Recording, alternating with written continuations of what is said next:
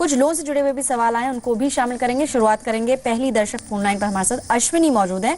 नमस्कार अश्विनी, पूछिए क्या सवाल है। हाँ नमस्कार, this is Ashwini from Bengaluru. जी मैम बताइए। We have taken loan of 20 lakhs from LIC Housing Finance. Okay With the interest rate of 10.7 for a duration of 12 years. Okay And my husband is paying EMI for that. I am a working woman. We are planning for invest 20,000 per month.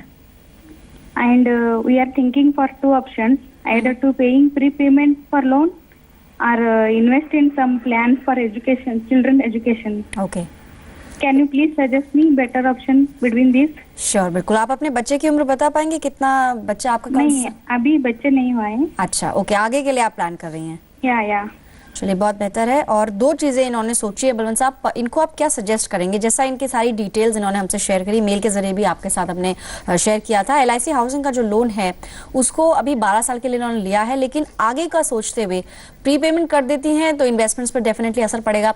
ऐसे में अभी जैसे हमने इनसे सुना कि बच्चों के लिए आगे फ्यूचर में यानी नियर अबाउट 10 ईयर्स का तो कम से कम नजरिया लेकर चल रही हैं, क्या म्यूचुअल फंड्स में वो पैसा डाइवर्ट करें जो सरप्लस इनके पास है, या फिर अपना लोन चुकाना बेहतर रहेगा? देखिए पल्लवी जी, ऐसा है, अश्विनी जी को सबसे पहले तो मैं ये बताना चाहूँगा कि जो वो अभी जो रेट ऑफ इंटरेस्ट पेमेंट कर रही है 10.7, वो हायर साइड में है। आज ही जैसे स्टेट बैंक ने अनाउंस किया है कि 75 लाख तक का जो लोन है उस पर जो फीमेल्स हैं उनके लिए 10.10 है और जो जनरल है उनके लिए 10.15 जो रेट ऑफ इंटरेस्ट है। तो इनको इमीडिएटली अपना जो लोन है वो स्टेट बैंक में शिफ्ट कर लेना चाहिए और बैलेंस ट्रांसफर के लिए तो उनको सिर्फ 1,000 रुपये ही फी देनी पड़ेगी और मैं प्रिज्यूम करता हूँ कि ये फ्लोटिंग रेट में होगा। दूसरा कि इनको लोन रीपेमेंट करना चाहिए या इन्वेस्ट करना चाहिए, तो मैं बताना चाहूँगा अश्विनी जी को कि जो आप होम लोन लेती हैं उस पर जो इंटरेस्ट पेमेंट करते हैं और जो प्रिंसिपल रीपेमेंट करते हैं उस पर दोनों पे आपको इनकम टैक्स में बेनिफिट मिलता है। जैसे घर में आप रह रहे हैं तो इंटरेस्ट का 1.5 लाख रुपए तक का बेनिफिट है और जो प्री पेमेंट करते हैं उसमें 1 लाख रुपए का बेनिफिट मिलता है। तो इफेक्टिवली जो आपकी जो रेट ऑफ इंटरेस्ट है वो बहुत कम हो जाती है। तो मेरा सुझाव रहेगा कि आप ये जो आपका जो होम लोन है उसको चलने दीजिए। और ये होम लोन का तो क्या, इंटरेस्ट का साइकिल चलता रहता है। अभी जैसे रेट्स लग रहा है पिक पे है, इन ड्यू कोर्स थोड़ी नीचे भी आ जाएगी। आपको बच्चे के जो प्लानिंग करनी है तो लग रहा है मेरे को कि भी आप प्लान बच्चे के लिए प्लान करिए तो कम से कम मैं प्रिज्यूम करता हूँ 18 साल तो हो गई, तो आपको 18 साल का अगर टाइम ओरिजिन है तो आपको जो लार्ज कैप इक्विटी के म्यूचुअल फंड है उसमें सिस्टमेटिकली इन्वेस्ट करना चाहिए। हर महीने फिक्स सम, जैसे आप बता रही 20,000 रुपये आप इन्वेस्ट करना चाहती है तो मैं सजेशन दूंगा कि आप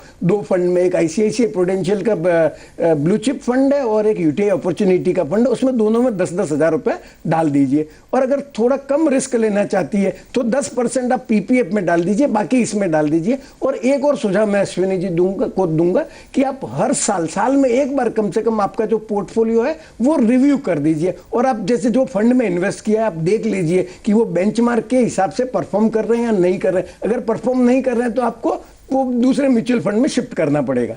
जी, हालांकि यहाँ पर ये क्लियर नहीं था कि फ्लोटिंग रेट पर उन्होंने लिया है नहीं, बट मौजूदा जो इनफैक्ट बाजार में माहौल है उसको देखते हुए आपको क्या लगता है, जैसे लोन प्रीपेमेंट की यहाँ पर बात हो रही है और क्योंकि इन्होंने LIC हाउसिंग से लिया है न कि किसी बैंक से, कुछ चार्जेस वगैरह यहाँ पर इनको देने होंगे अगर प्रीपेमेंट का ये मन बनाती हैं तो? नहीं, अभी पूछ ही लेते हैं ना अश्विनी जी को कि इनका फ्लोटिंग रेट पे है या फिक्स रेट पे है। क्यों अश्विनी जी, फ्लोटिंग में या फिक्स में है? चलिए, इस वक्त उनसे संपर्क टूट गया है, लेकिन जैसे एक्सपर्ट की राय है अश्विनी आपके लिए, आप क्योंकि बहुत आगे का सोच रहे हैं तो फिलहाल बैलेंस फंड से शुरुआत कर सकते हैं। कुछ फंड्स भी बलवंत साहब ने आपको सजेस्ट किए हैं। ICICI बैलेंस्ड एक फंड हो सकता है अच्छा, और साथ ही टाटा का भी एक बैलेंस फंड है। दोनों के रिटर्न्स कंपेयर करने की कोशिश की है हमने टेबल के जरिए। 5 साल के अंदर इनका प्रदर्शन कैसा रहा है, करीब 17 से 19% का रिटर्न एक सालाना आधार पर देखने को मिला है। हालांकि ये हिस्टोरिक रिटर्न्स है, जरूरी नहीं है कि आगे भी आपको सिमिलर रिटर्न्स मिले। चलिए फिलहाल आगे बढ़ेंगे। एक सवाल ईमेल के जरिए शामिल किया है हमने।